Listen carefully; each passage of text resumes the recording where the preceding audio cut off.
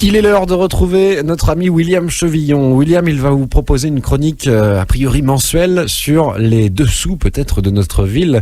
En tout cas, vous allez pouvoir découvrir La Roche-sur-Yon autrement et surtout depuis son origine. Je vous laisse entre ses mains, c'est William Chevillon pour la chronique de l'histoire. Bonjour à toutes, bonjour à tous, c'est William sur l'antenne de Graffiti Urban Radio. Je suis là pour vous parler de patrimoine, des petites et grandes histoires de La Roche-sur-Yon. Et comme le chantait Jeanne Masse, aujourd'hui c'est ma toute première fois en monologue sur cette antenne, donc rien de mieux que de vous parler tout simplement de la fondation de la ville par Napoléon. Plus précisément, je vais vous parler de l'automne 1804, car c'est là qu'a été finalisé le plan directeur de La Roche-sur-Yon avant sa validation à Paris. Mais pour comprendre tout cela, mieux vaut remonter un peu plus de 211 ans en arrière, au jour où La Roche-sur-Yon a été créée. En effet, la ville a été fondée par Napoléon le 25 mai 1804, et plus qu'une fondation, il faut déjà comprendre que c'est un transfert du chef-lieu de Fontenay-le-Comte vers le centre de la Vendée. Cette idée de transfert du chef-lieu, de création d'une ville administrative en plein cœur du département n'était pas nouvelle. Elle avait été proposée en 1790, à partir du moment où on a établi les départements en France. Pourquoi finalement avoir choisi La Roche-sur-Yon en 1804 ? Eh bien tout simplement pour des raisons géographiques et historique. Géographique tout simplement parce qu'on se situe au centre exact du département de la Vendée. Il y a la présence d'une route royale, la route des Sables d'Olonne à Saumur, qui était praticable 3-4 mois dans l'année, mais il y avait quand même une route. Il y a également la présence de la rivière Yon, qui présente l'intérêt notable de pouvoir être canalisé pour développer le centre de la Vendée sur un plan économique. Ce canal ne sera jamais réalisé, comme vous le savez. Donc, Napoléon décide de transférer le chef-lieu dans un décret signé au palais de Saint-Cloud. Et ce décret établit à La Roche-sur-Yon la création d'un tribunal, d'une prison, d'une préfecture, d'une manutention, d'un lycée, de casernes, d'hôpitaux, etc. Plus un canal pour le commerce, on l'a dit, et des routes. Non, en effet, on va non seulement structurer une ville nouvelle, mais également donner une cohérence globale au département avec des routes qui vont partir en étoile pour mettre tous les lieux de la Vendée à moins d'une journée de cheval de la nouvelle préfecture. Pour réaliser la ville nouvelle de La Roche-sur-Yon et établir la disposition des bâtiments, un ingénieur des ponts et chaussées arrive le 15 juin sur place et le 3 juillet seulement, il livre le premier plan de La Roche-sur-Yon seulement 15 jours donc après son arrivée, ce qui est extrêmement rapide. De ce plan, du 3 juillet 1804, on garde évidemment la forme pentagonale, la place Napoléon, seulement la disposition des bâtiments va évoluer en fonction de plusieurs décisions, dont Napoléon qui va intervenir pour que l'église soit placée sur la place centrale. Mais ça, c'est une autre histoire. Ce qui est intéressant, c'est que le plan en lui-même de La Roche-sur-Yon va être élaboré petit à petit jusqu'au 29 septembre 1804, où il sera achevé avant sa validation en janvier 1805. Donc l'automne 1804, ce 29 septembre 1804, c'est extrêmement important à La Roche-sur-Yon, car à partir du moment où un plan de ville, un plan directeur est terminé, il ne reste plus qu'à attendre l'accord de l'empereur pour tout commencer. Et au-delà finalement d'une décision impériale, il faut voir qu'est-ce qui inspire ce plan de La Roche-sur-Yon.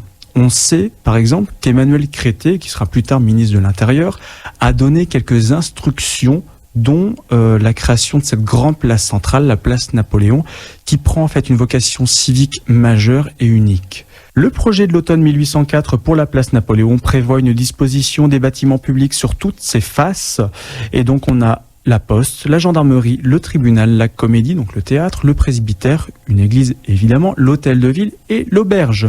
Donc 8 bâtiments publics sur un seul espace urbain, c'est quelque chose d'exceptionnel et on va vraiment créer ce qu'on appelle la place civique, un petit peu comme le forum romain dans l'Antiquité. Il faut en effet préciser que la place Napoléon n'a jamais été une place d'armes. Une délibération du conseil municipal en 1921 est obligée de le dire clairement parce que par opposition politique à Napoléon, on a appelé officieusement la place Napoléon place d'armes, donc un rôle qu'elle n'a jamais eu.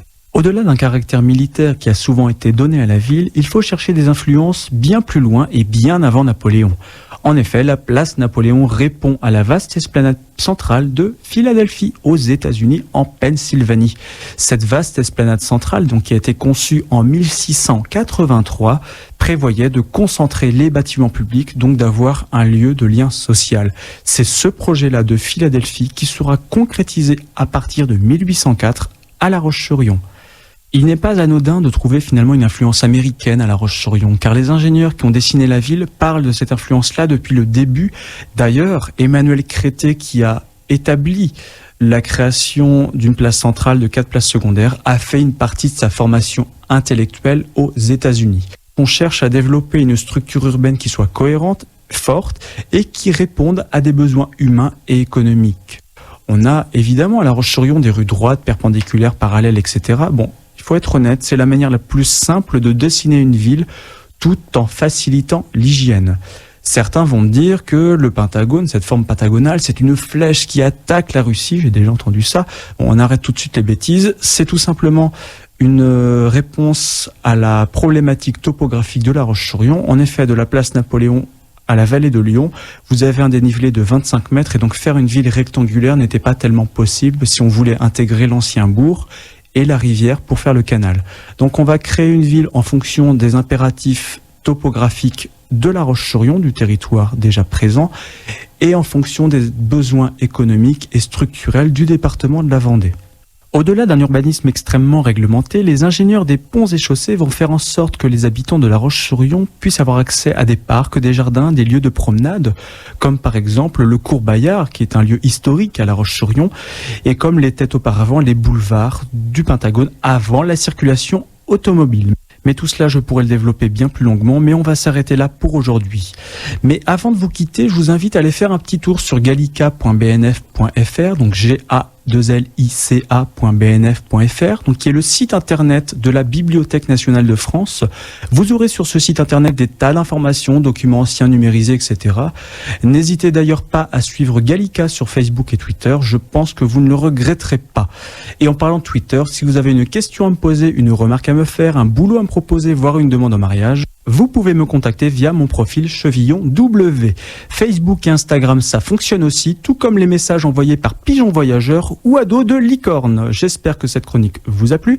Et pour vous dire au revoir tandis que vous pleurez à chaudes larmes, je vous souhaite de bien vous porter d'ici la prochaine fois.